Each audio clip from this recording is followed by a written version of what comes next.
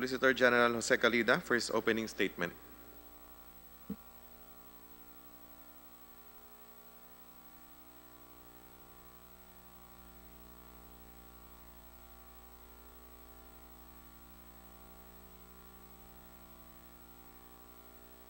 Nakamute yata.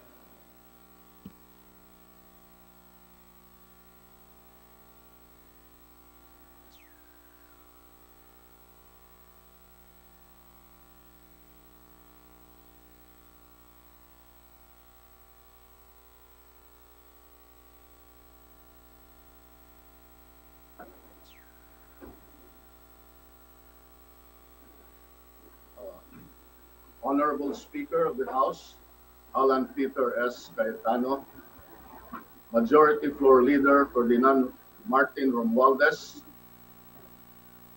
Chairman Franz E. Alvarez, Chairman Jose Antonio R.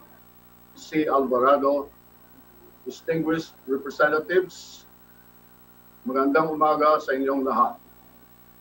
At the outset, let me correct that this is not my birthday today. In a few weeks from now, that will be my birthday.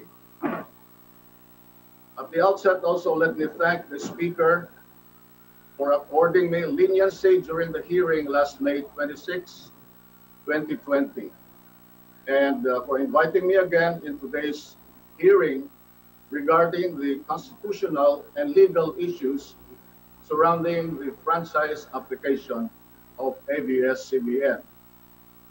Bago po ang lahat, gusto ko pong ipaabot na nakikiisa ako at ang aking tanggapan sa layunin ni Speaker Alan Peter Cayetano na mabigyan ng isang patas, tapat at mabusising investigasyon na kikilatis at hihimay sa Abs-Cbn. Nakikiisa po kami sa mga pagkakaroon ng malawakang diskusyon upang mahimay at mabigyang linaw ang mga issue at ang mga nagkakasalungat na opinyon, pananaw at haka-haka patungkol sa Abs-Cbn. Now, this move is consistent with my position all along that A, under Act number 3846 and PD number 576-A, a franchise is required to operate radio and television station within the Philippines. B, Congress has the exclusive and plenary power to grant a franchise, including its terms, conditions, and period. And letter C, a franchise for broadcast must specifically be in the form of a statute. I would like to take this opportunity to say that I am not at loggerheads with Congress. In my letter to the NTC, I only cautioned the NTC of its possible encroachment on the legislative power if it issues a provisional authority without a law authorizing such action. I never mentioned the name of Speaker Cayetano and any congressman in my advisory letter to the NTC or in any of my subsequent press releases. After all, I am also the statutory counsel of Congress, as demonstrated in the Ilocos 6 case, the martial law cases, minority leaders case in Suarez, etc. Number one, the Office of the Solicitor General as representative of the Republic of the Philippines has always upheld the rule of law.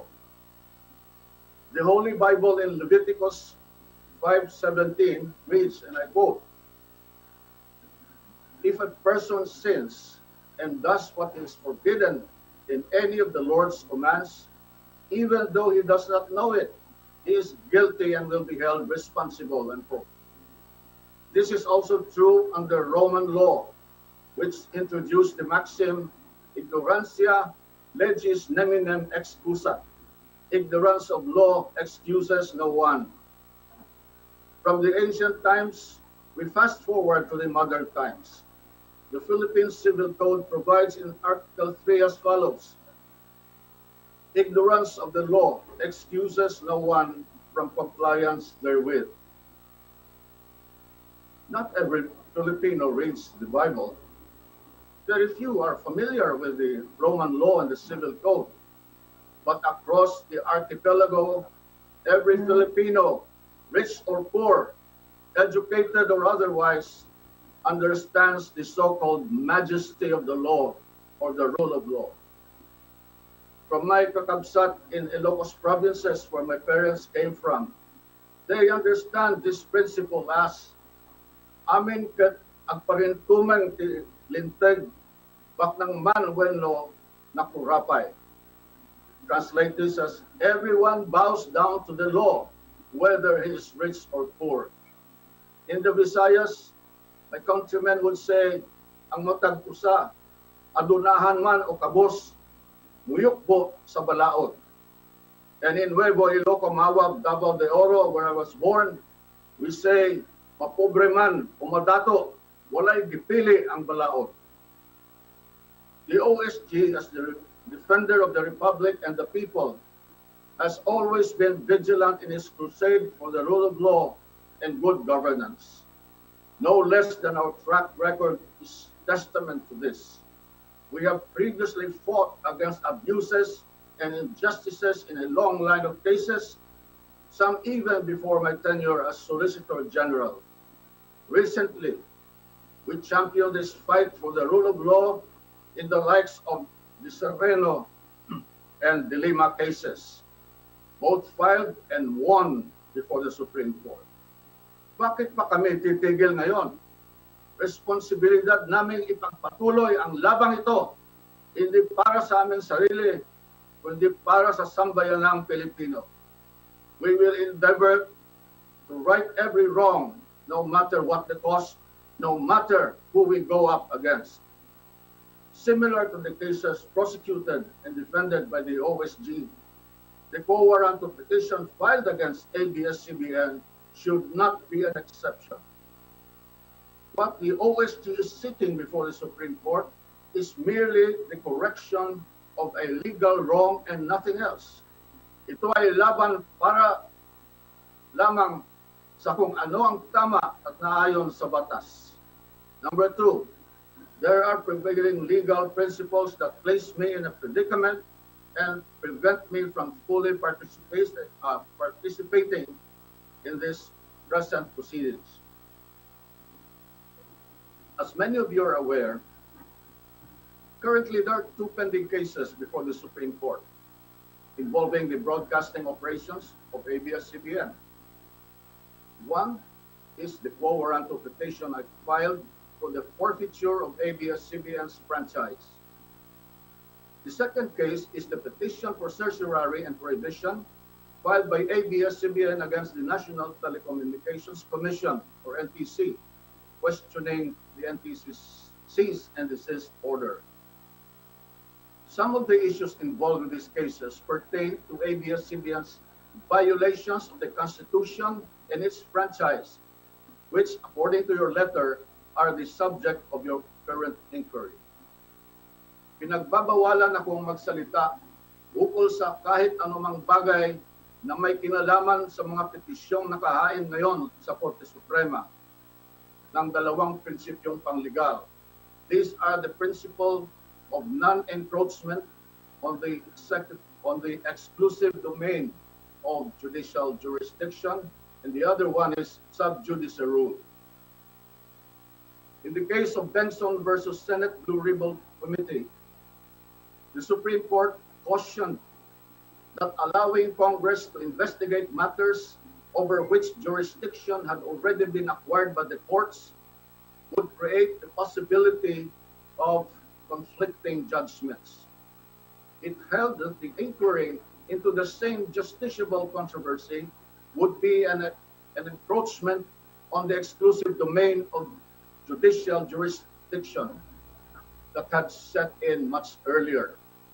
Indeed, as said in Benson, Congress's power to inquire is recognized. However, such would not usurp judicial functions. In the same vein, the sub judice rule restricts comments and disclosures pertaining to the judicial proceedings in order to avoid prejudging the issue, influencing the court, or obstructing the administration of justice. The same rule was likewise used by the OSG in declining the previous invites from various committees in the Senate and in the House of Representatives, where the expired franchise of Abs-Cbn and its renewal are being discussed. Lest I be misconstrued of favoring the House over the Senate, my appearance today is without prejudice to prohibitory rules.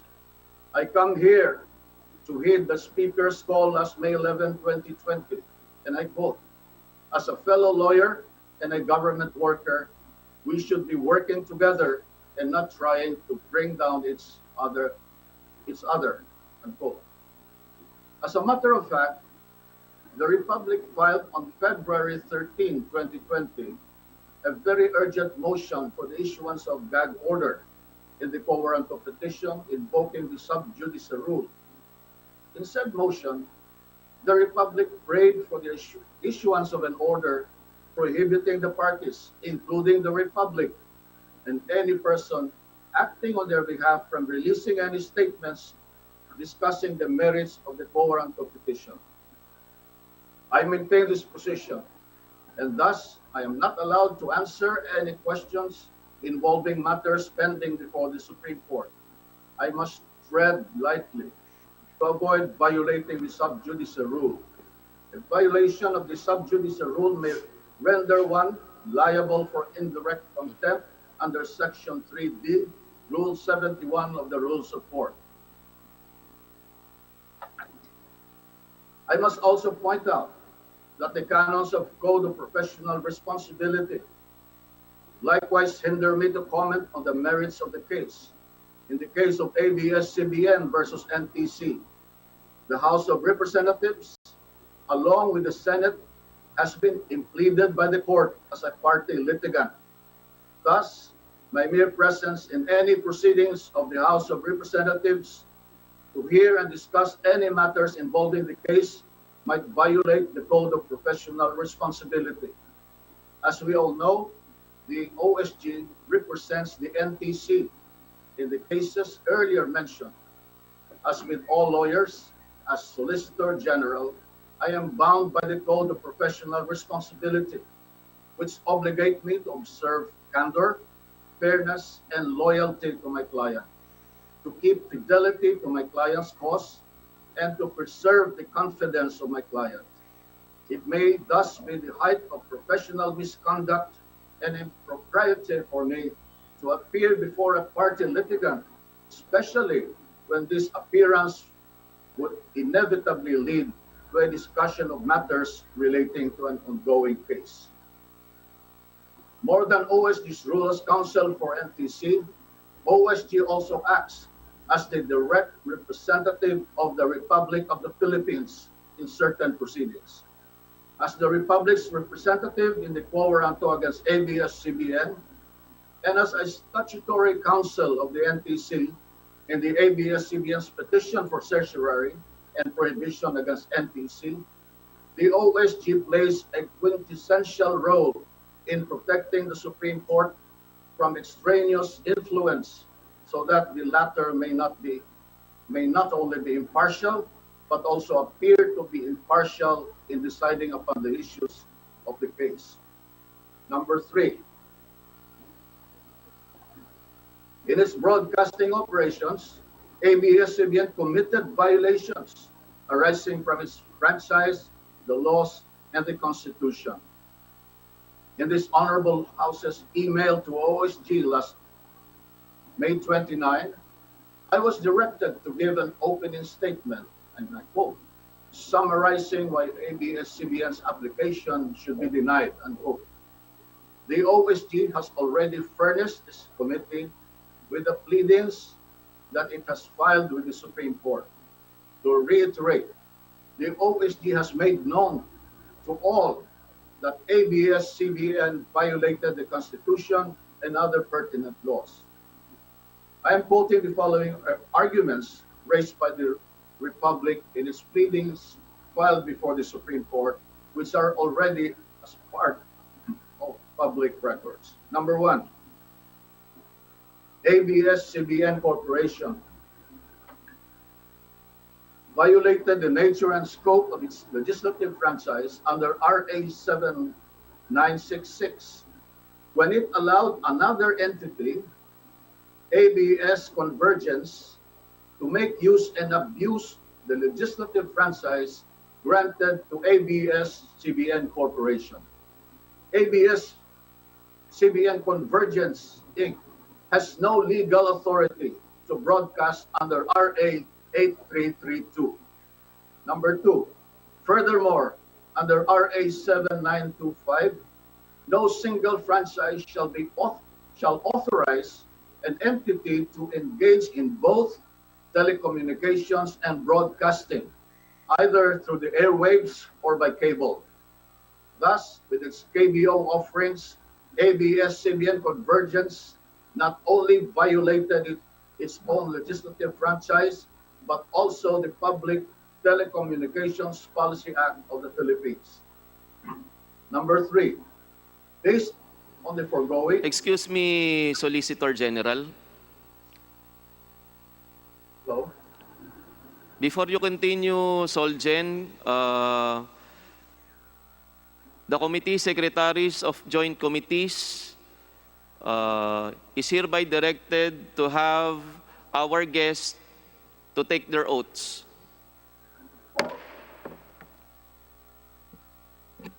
May I proceed, Your Honor?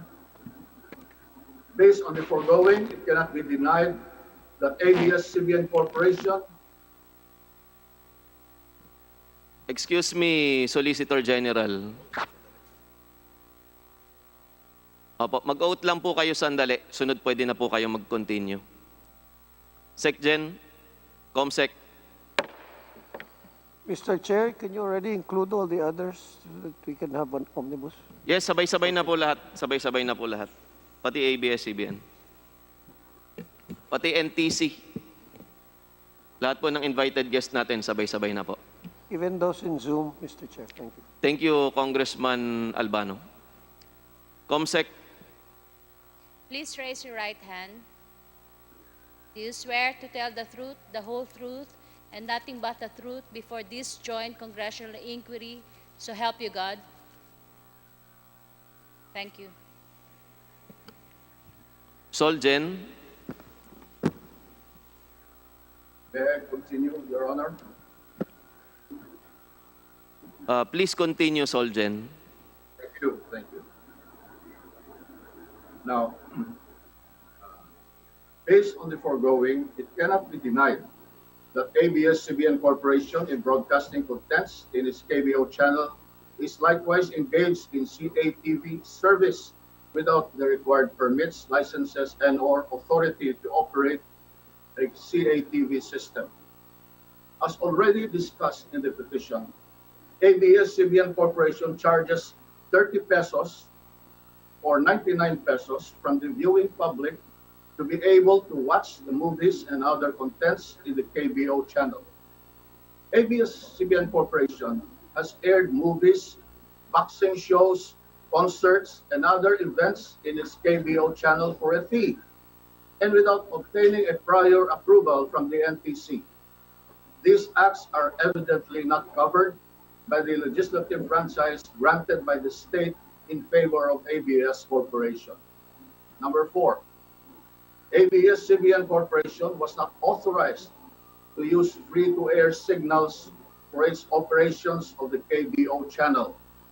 Quite tellingly, ABS-CBN Corporation cannot produce a copy of the permit or document showing that it has been granted authority by the government, specifically the NTC, to operate a pay-per-view channel such as the KBO, despite having been previously ordered to desist from engaging in the pay-per-view services until the CAS guidelines has been issued ABS-CBN Corporation nevertheless continuously operates the KBO channel in derogation of its franchise, the NTC directive and order, and the DICT framework. Number 5, the Philippine Depository Receipts, or PDRs, issued by ABS-CBN Holdings Corporation grant beneficial ownership over the underlying ABS-CBN Corporation shares. ABS-CBN's own statement admitted how the issuance of PDRs allow foreign entities to participate in a media company whose ownership is required to be 100% Filipino. To quote, the PDRs unlock the share value of ABS-CBN Corporation, allowing foreigners to participate in a media enterprise whose ownership is constitutionally limited to Filipinos. With foreigners allowed to buy PDRs, the ABS-CBN Corporation shares, which have long been undervalued, can now play catch-up with regional media counterparts. This arrangement certainly is a circumvention of a foreign equity restriction provided under the Philippine Constitution. To reiterate, letter A, an ABS-CBN PDR holder has a right to delivery or sale of the underlying shares of stocks evidenced by the PDR. If the holder is a non-Filipino, delivery of the shares of stock can still be made to a Philippine person designated by the non-Filipino holder. Letter B, upon exercise of the PDR exercise rights, the shares delivered or sold shall be lodged with the PCD unless and until the exercising holder, in case of delivery, or subsequent transferee, in case of sale, requests for upliftment into registered stock certificates evidencing shares.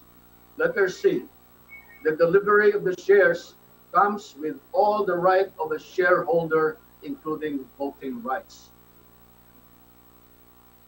Letter D, an ABS-CBN PDR holder has a right to additional PDRs and to the adjusted terms and conditions upon occurrence of certain event.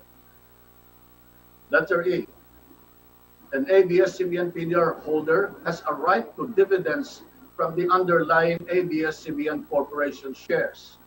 Letter F, an ABS-CBN PDR holder can modify or alter their rights upon passing of an extraordinary resolution.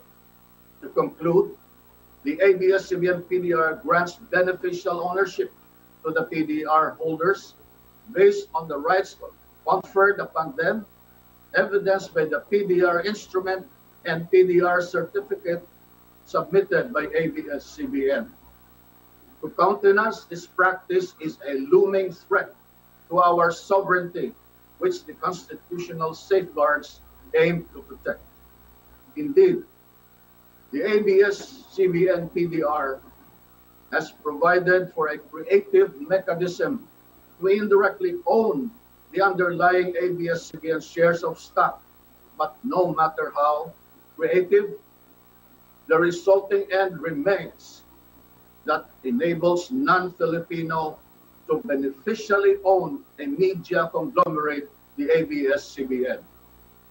The pleadings filed by the OSG and their attached documents already bear out the sins of ABS-CBN. I encourage you, honorable representatives of our people, to scrutinize every detail of the documents we have provided you. See for yourselves the facts as borne out by the documents, rather than the falsehoods peddled by various groups whose interests are served by maintaining the unfair and unjust status quo. National Artist for Literature F. Sinunod Jose hit the nail on the head when he said, and I quote, "The real issue with ABS-CBN and its owners is not press freedom. It is money, politics, and power. how power is acquired, how it is abused and maintained, and most of all, how it obstructs the country's economic and democratic development. For the past few days, ever since ABS-CBN supposedly went off the air, their stars and celebrities have taken to social media to rail against what they perceive to be oppression on the part of the government. In desperation, they would want to use their influence over the multitudes of fans to muddle the issue and drum up support for their network. One of the more prominent stars who spoke against the government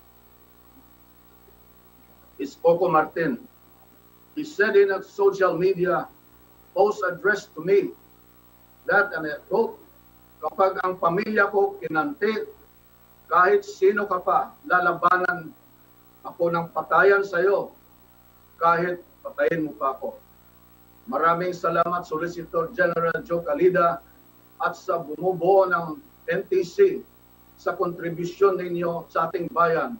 Tinatarantado ninyo ang mga Pilipino. It appears that he is spoiling for a fight. He feels that he can solve their problems the same way as he solves them on screen with much of bluster and bravado. Allegedly, he has apologized for his tantrum. However, we cannot discount the fact that in his rage, Coco Marting's outburst showed a clear lack of understanding of the situation. His sarcasm is clear. Ipagdarasal ko na lumiwanag po sana ang inyong isipan at kung sino man po ang nagtutos sa iyo, unquote. If I had not been the Solicitor General, I would have called his bluff and make him eat his words.